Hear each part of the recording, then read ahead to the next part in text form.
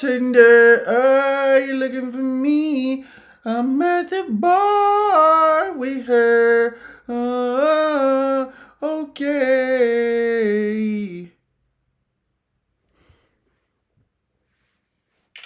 I'm at the bartender. Looking for me. I'm at the bar with her. Okay. You know what I'm saying? That nigga T-Pain, bro. That nigga, bro. I feel like this music is something else, bro.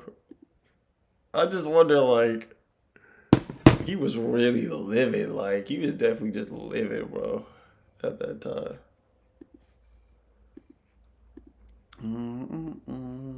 Okay.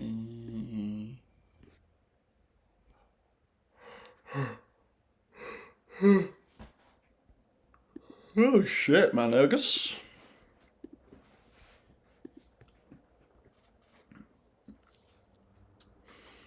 Alright, what was I gonna look up?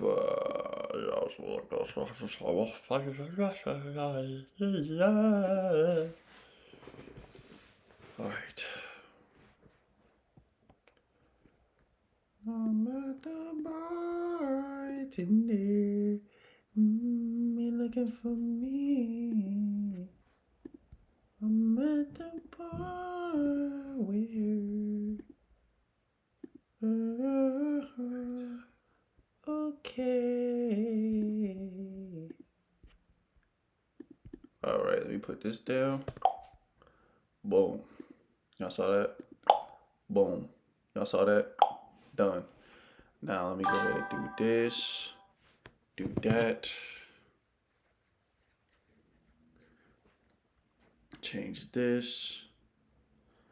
I ate only high testosterone foods for 7 days. Alright, let's see what happened to old buddy.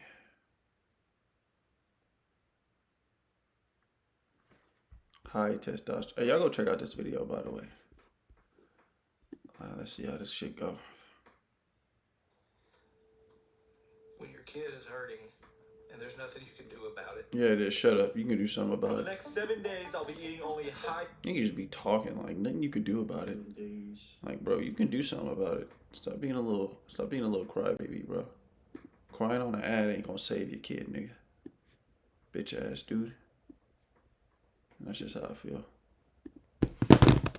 Testosterone foods. These are super healthy foods that either directly or indirectly boost natural testosterone. Right. Why?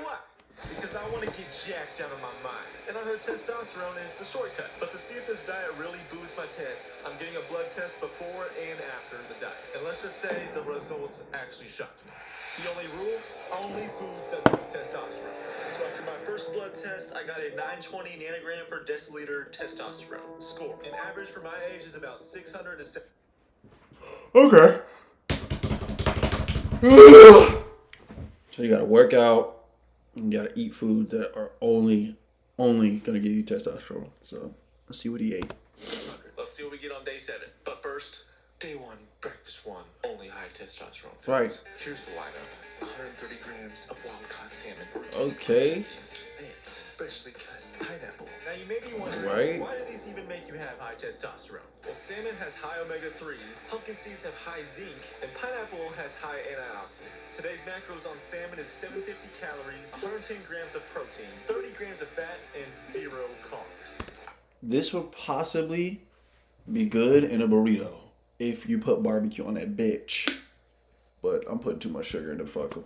All without carbs in a minute. Bottoms up. Bottoms up, bottoms up, up. Salmon. It is a little dry. So I want to try the skin. Fishy. Pineapple time. Okay.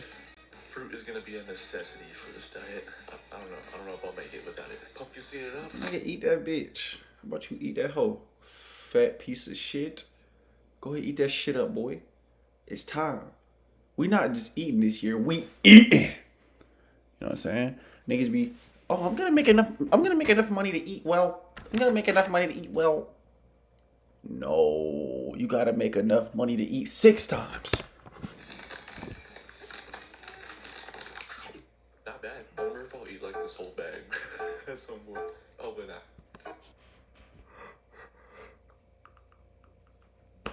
Nigga like me probably eat that bag in a whole night because I just be doing that. Like, I'm very big back when I get a nice little snack. You want lunch? Lunch day one. So we got salmon again for lunch because that's all we're eating today. And every day I'll be eating a new high testosterone item as my main source of calories and I need him to show me that fucking chocolate he finna eat. That's what I need to. I need to buy more chocolate. For real. Damn, I gotta spit. I'm Max a bartender.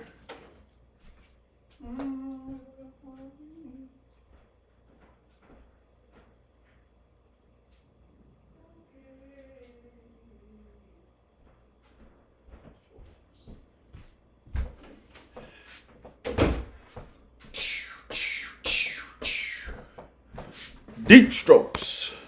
so today is salmon. And of course, we're gonna run up more pumpkin seeds and pineapple. I'm really hungry though, so let's see how the salmon tastes for lunch. Still quite dry. I don't know why I shit. expected something to change. I need to cut up another pineapple. New combo alert! Come on. I don't know why I'm watching this shit.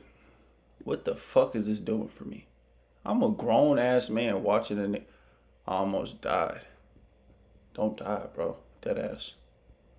What happens if you eat only protein for an entire year?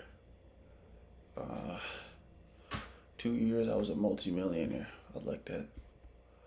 Shout out to my multi-millionaire niggas. Amber Rose dies. Sneako's hair blonde. Full stream. Okay, Sneeko.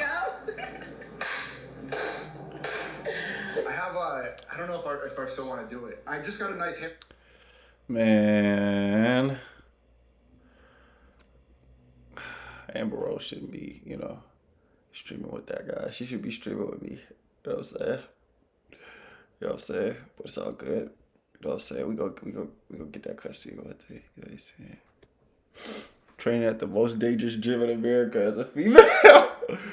Oh shit. Where are the Adventure Time analysis videos, bro? Alright. Adventure Time. Alright, that's what we gonna be watching again, y'all. Entire story of Adventure Time in 86 seconds. Obscure lore. Entire Adventure Time universe explained. Oh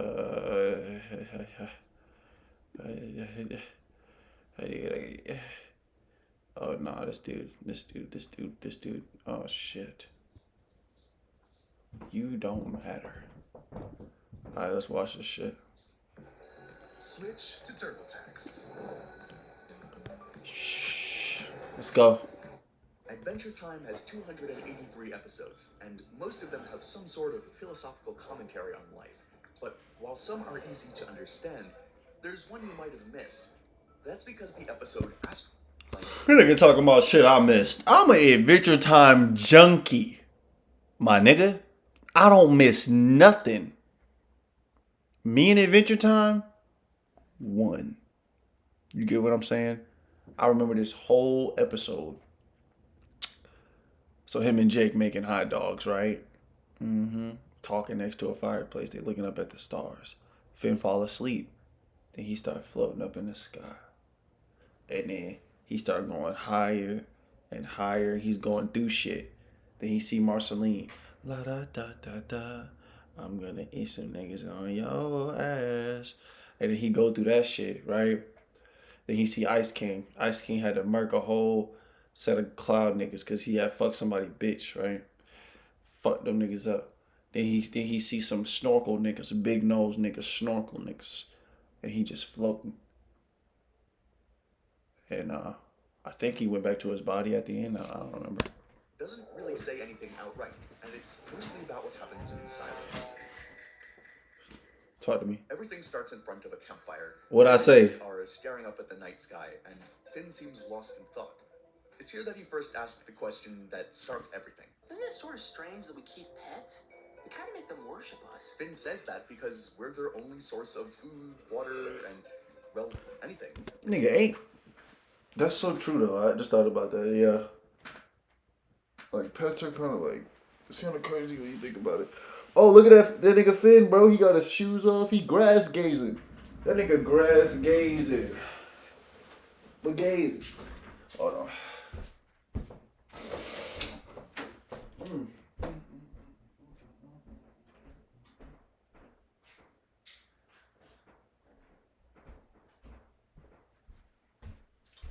I'm at the bartender. Hey, looking for me. Kind of have to love us. They basically have to love us. These questions have a lot of deeper meaning. I wouldn't say animals have to love us. If they wanted to just run away when we let them outside, they really could. You know what I'm saying? If your dog really didn't like your ass, trust me, dogs have a lot of opportunities to get the fuck away from you. So sometimes they stay out of love because, you know, you give them a place to stay. And, you know, it's good shit that come behind it. Oh, shit. Oh, shit.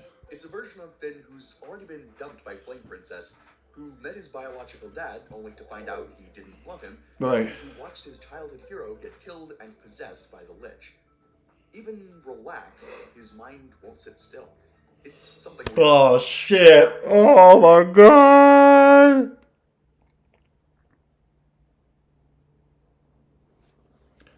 Guys, I'm going through something. I've been going through something. Ah! Ah!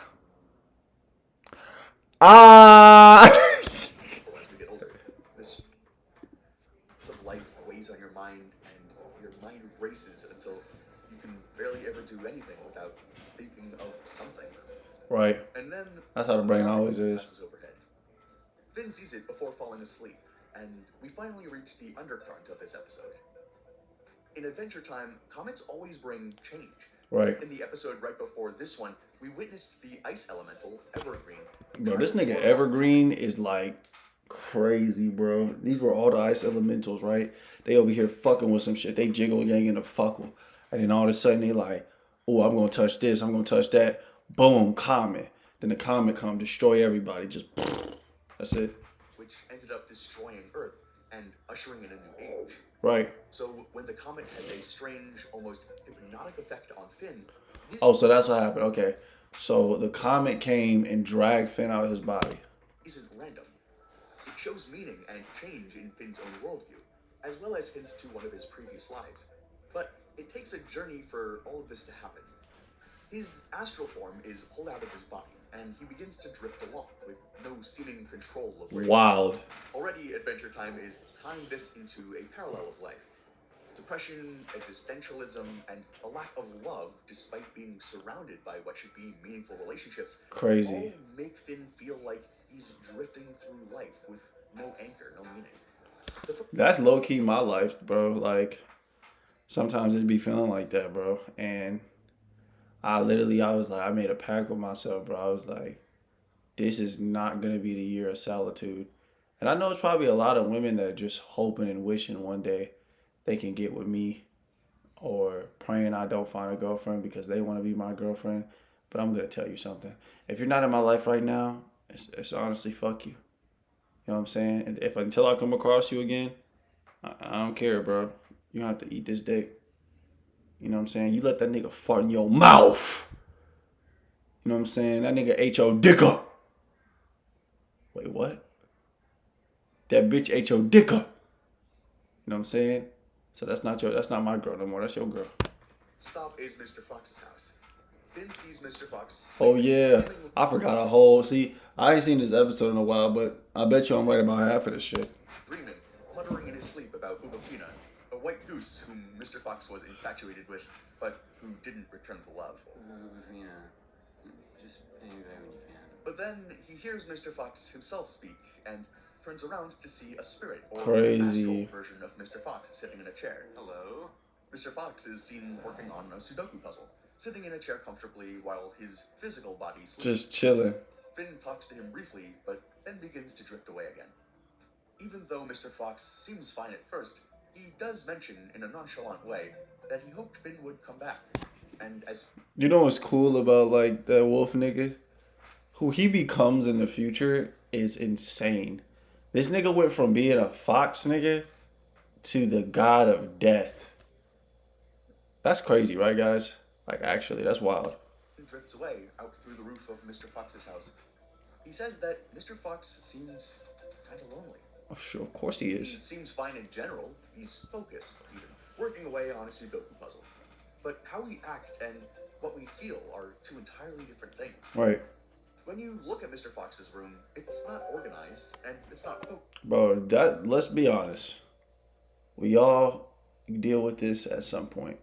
It's like we go in and out of taking care of ourselves and then completely losing care of ourselves. This is like a natural thing that happens to humans, you know? The clock is broken, the bedside table is dirty, and he has a pile of dirty dishes on the floor next to his bed. Damn. And when you think back to the first thing Mr. Fox said, it wasn't hello.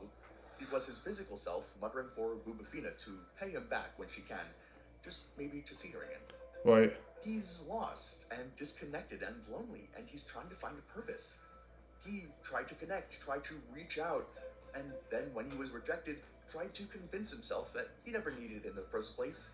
And that's my thing, bro. Like, I feel like I went through a lot of different stages of like needing physical love and not having physical love, and then finding physical love, and then losing physical love. And you know, I've come to realize the love is within. You got to be full of love and joy first, and then it'll come into your life. And that's how love works, y'all. Yes, Lord, that's how it works, bro. And by himself, he doesn't need anyone. It's not that he ever avoided connection. It's just that to avoid being hurt by failed attempts at connection, he's forced himself into a prison of his own making. And Nigga, fuck Full Sail Studios. I don't know you niggas. Y'all stink. And he isn't the only one. Finn drifts onward and sees Bounce House Princess heading home. Yo, Bounce House Princess probably got some stank ass pussy. You gotta think about it. It's people bouncing inside that all day. Who's hitting that? Bounce House Princess make no sense to me, by the way.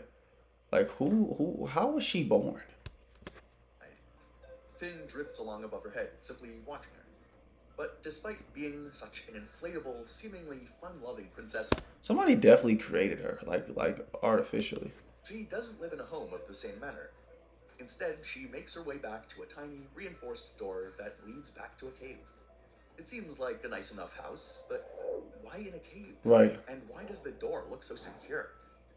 We soon get the answer to that as a porcupine manages to slip inside her home. Bro, how your literal murderer come in your house, bro? And why is there a baby door for him to get in, bro? This nigga's a demon. Instantly freaks out, panicking as she rips some wallpaper off the wall, revealing an aptly named panic room. Rushing inside, she barricades herself in the room. Oh, jeez, poor Bounce House Princess. And this is where her cause of loneliness is made clear. She wants safety from a dangerous world. But in her desire for safety, she hides herself away, locking herself in a prison of her own making, away from everyone else. It's a metaphor for anxiety. We've probably all experienced something like this to some degree. Nigga, yes. I ain't gonna lie. Facts. Like, after all that shit happened to me with, like, the people I dealt with, all the people who, like, turned me away or disrespected my whole life, a nigga retreated into solitude for 2 whole years, bro. Nigga, I ain't been talking to nobody since, like, all that weird shit that I had to go through. And it's because people ain't fun no more. People weird. Like, for real, bro. Like, real life weird, bro. And that's just the nature of life, bro. Like, you kind of just have to roll with the punches and accept it every time. You just gotta accept it every time. Maybe it's better to stay hidden. Maybe it's better to keep ourselves protected, we think, and we turn our heads down or hide our face or avoid our friends, avoid people. Because Right. if you're hidden and you don't try to hang out with anyone, no one can hurt you. Bounce House Princess, you listen to me. Are you gonna shut yourself off from other people forever? But she already has. She's created a prison even if she's aware of it, and she's too afraid to ever open up to the potential of newness. Man, it's hard to open up to the potential of new shit because new shit can be dangerous. But at the same time, I can't fault her, but at the same time, I have to fault her because the world is so beautiful. We got to expand. We got to talk to people. We got to open up. That's why I started texting and calling people more. Like, it don't even be me that don't be reaching out. I be trying, you know? But when I start trying, a lot of people stop trying. You get what I'm saying? So, like, low key, I get more respect when I'm, like, out the way. The moment I'm out the way, everything's for me, bro. The moment I'm in the way, everything's behind me. Dude, that was a bar. Terms, it means a state of self-deception. In bad faith, yourself is divided into two pieces. One knows there are other possibilities, but the other believes that it must remain trapped and stable. For Bounce House Princess, she feels the most in control when she's shut off and protected from others. But this just means that she's kept herself from ever experiencing actual living. But bad faith doesn't just apply when you're all alone and you have two parts to yourself. It can also apply when you're out there. Yo, why that nigga got a fucking booty nose? Y'all notice that shit? Hold on, bro. That nigga got a booty nose. Whatever. Bad faith doesn't just apply when Wait, hold on. you're all alone and you Wait a have second. two parts to yourself. Look, booty nose. Now he got a ball sack nose. Why they make his nose look like a ball sack? It's literally just balls. Also apply when you're out there, Yuck. actively seeking connection, desperate to matter, and still feeling empty, which will not to see. As Finn drifts higher into the clouds, he sees none other than Ice King, hanging out at a party with a ton of Told people. y'all this shit happened. This isn't a socially reclusive man, and it seems like he's surrounded by connections. It's a loud, active party where music is playing, people are making friends, hanging out, and everyone's enjoying their punch. Right. But when Ice King tries to talk to a woman at the party, he's shunned. It's not like he said anything wrong either, he's just ignored. But being Yeah. ignored like this makes Ice King kind of desperate. Music's a little loud, but the punch is top drawer. Being in the midst of happiness and sociability, and yet not being able to quite reach it himself, that's a horrifying concept for him. Yeah, I feel bad for you, Ice King. Cause you just a madman in a fucking fat ghost ice body. He'll do anything to just be liked and to find a connection. Right. In whatever way he has to do it. He's seeking that attention, not out of necessarily some selfish desire, but just because he wants to know he matters in some small way to someone. Yeah. I ain't gonna lie right now. I don't know what it is about right now, but I feel high as shit.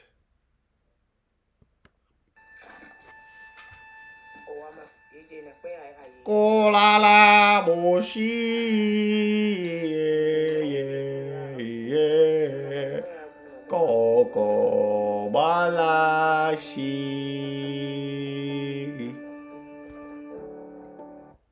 And so he lies, trying to impress everyone with his relationship with Finn, the hero, which he passes off as a close relationship. Yeah, Finn and I are pretty tight. Finn is angry at first, not understanding why Ice King would lie like this. But as he watches, he understands. Yeah, talking about Finn and I pretty tight. Like Ice King, I be beating your ass. Facts. Anytime I catch you lacking, I'm waxing you, bro. I'm fucking your life. King's lies about Finn aren't his only desperate bid for attention. He's even reduced himself to serving up ice for anyone who needs it as a party favor, just because he doesn't want to feel left out. Oh, hi. Are you the ice dude? That's me, Ice Dude. But when he realizes that nobody's impressed and that they're only using him, he comes to terms that there's no genuine connection to be made and becomes angry. He ends up freezing everyone in sight and drifts down. And that's terrible, bro. Ice King, why you gotta kill everybody? Cause this nigga killed all my cloud niggas cause you was in your emotions, bro. You pussy, Ice King. Through the clouds as Ice King stands there, still all alone. His Damn. desperation to matter left him even more lonely than he'd ever been before. Still, Finn doesn't understand the why. Even though Ice King seeks connection, he continually sabotages any relationships he might have. Right.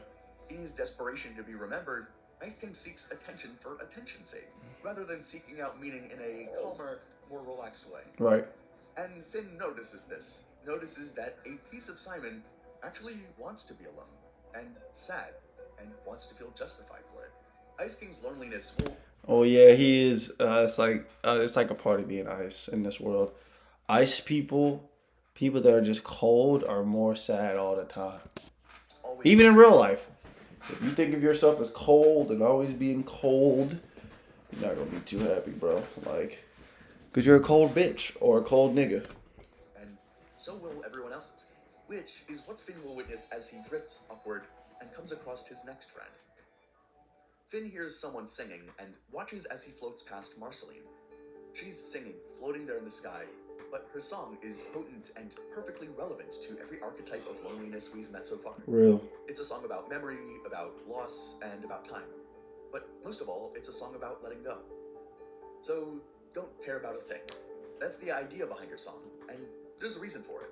If you've lived as long as Marceline, you realize that life is like a very long, thin line, stretched taut and running for an infinite length in either direction with no end in sight.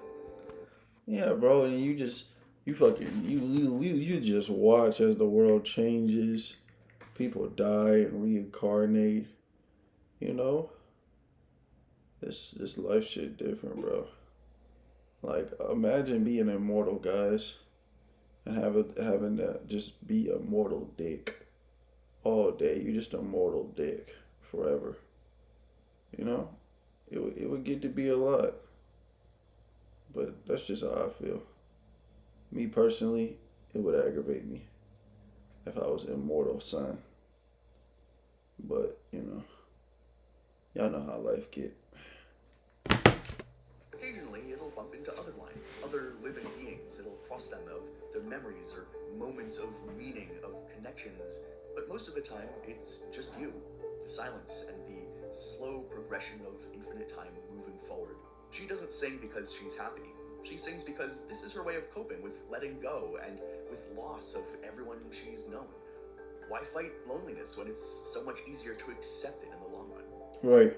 Her song is probably the turning point for Finn's understanding of everything he sees.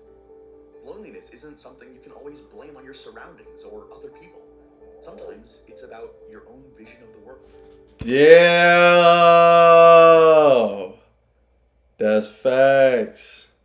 It do be me though. Like, I feel like I hate the way people make me feel when I be trying to reach out to talk to people and I put myself out there. But I'm going to tell y'all a hidden rule that you have to realize, that I even have to realize. People are going to be weird regardless, so you just got to keep putting yourself out there until somebody says yes and that somebody, you like them a lot. So that's really just how the game is played. You can't just keep yapping and talking to like one person and thinking you're going to expand and meet somebody cool. You can't turn that person into what you want them to be. You got to just search for the right one and one person. Like, well, no, my bad. Search for the right one and different people. Like, keep looking for the right person, and then when you find the right person, boom, you can stop talking to all those people and just focus on that person. And if that person did you wrong, just go back to opening up. You know what I'm saying? God keeps sending you people, you know. So if your boyfriend doing weirdo shit, God can send you a new man. If your girlfriend doing weird shit, you gonna get a new girl. How do you come to terms with loneliness and the lack of meaning that we can sometimes all have? Check this out. I'm gonna show you how I afforded this card. What the Okay, you fuck? ready? Alright, The higher up Finn travels, the more separated from worldly worries Finn becomes. It symbolizes letting go and learning to observe rather than to interfere and become reliant on physical things. Right. And by accident, he finds the solution to everything. As Finn floats higher, he's suddenly surrounded by a circle of space lards, a group of relatively unknown mysterious space beings that were Right. first introduced in this episode.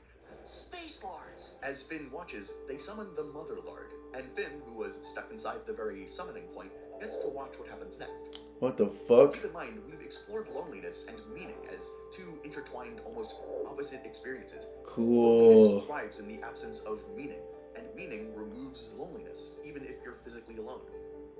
Loneliness is a lack of direction, of not knowing where life wants us to go. And that's definitely where a lot of us are at. You know, sometimes you just don't know where to go at some point, or what to do. You know, but it's not something.